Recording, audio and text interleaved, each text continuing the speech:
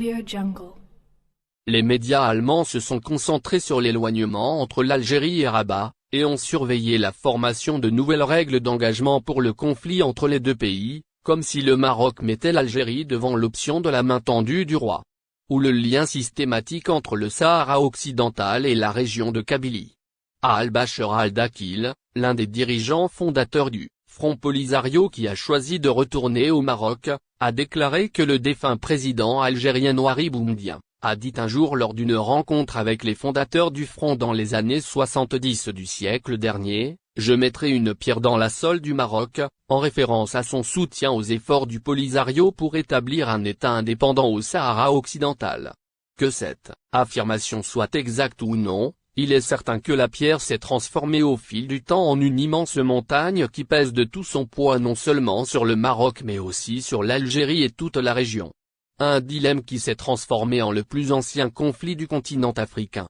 avec des dimensions géopolitiques dans lesquelles les facteurs de politique interne des deux pays se recoupent avec leurs ambitions de leadership régional. Malgré la fin de la guerre froide, la chute du mur de Berlin et la série de changements que le monde et la région arabe en particulier ont connus, le dilemme des différences entre l'Algérie et le Maroc est resté insoluble. Cependant, les règles d'engagement entre les deux parties, qu'elles soient diplomatiques ou militaires, ont connu des hauts et des bas au gré des changements de rapport de force.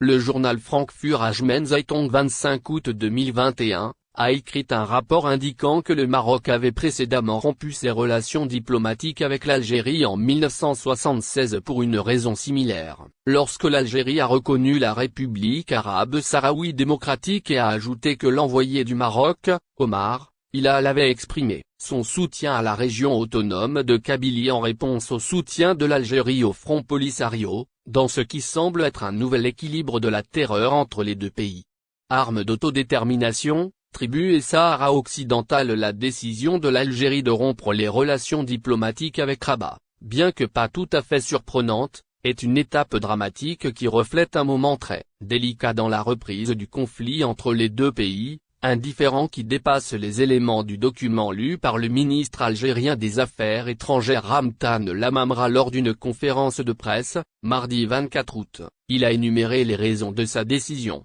Parmi toutes les justifications, il en est une qui a alimenté la colère de l'Algérie, et son contexte est dû à une âpre bataille diplomatique, dont le théâtre a été une réunion de l'Organisation des non-alignés, 13-14 juillet, au cours de laquelle Lamamra a soulevé la question de Sahara occidental. Le représentant du Maroc auprès des Nations Unies, Omar Hilal, lui a répondu dans un mémorandum qu'il a distribué aux membres de l'organisation, dénonçant l'évocation de la question par Lamamra, déclarant dans le même temps le soutien de son pays au droit à l'autodétermination de la peuple kabyle, après quoi l'Algérie a convoqué son ambassadeur à Rabat immédiatement pour des consultations avant qu'il ne soit coupé. Les relations dans leur intégralité, dans l'expression du rejet par les décideurs algériens des efforts du Maroc pour imposer de nouvelles règles d'engagement basées sur la logique œil pour œil, dent pour dent, et donc du désert avec les tribus. À cet égard, le site internet de la Deutsche Welle a écrit dans sa version allemande, 25 août, que les deux pays utilisent la discussion sur les droits des réfugiés et des minorités dans le monde, chacun à sa manière, comme le Maroc défend les Berbères en Kabylie, il semble qu'ils répondent à l'Algérie, qui soutient la question du Sahara.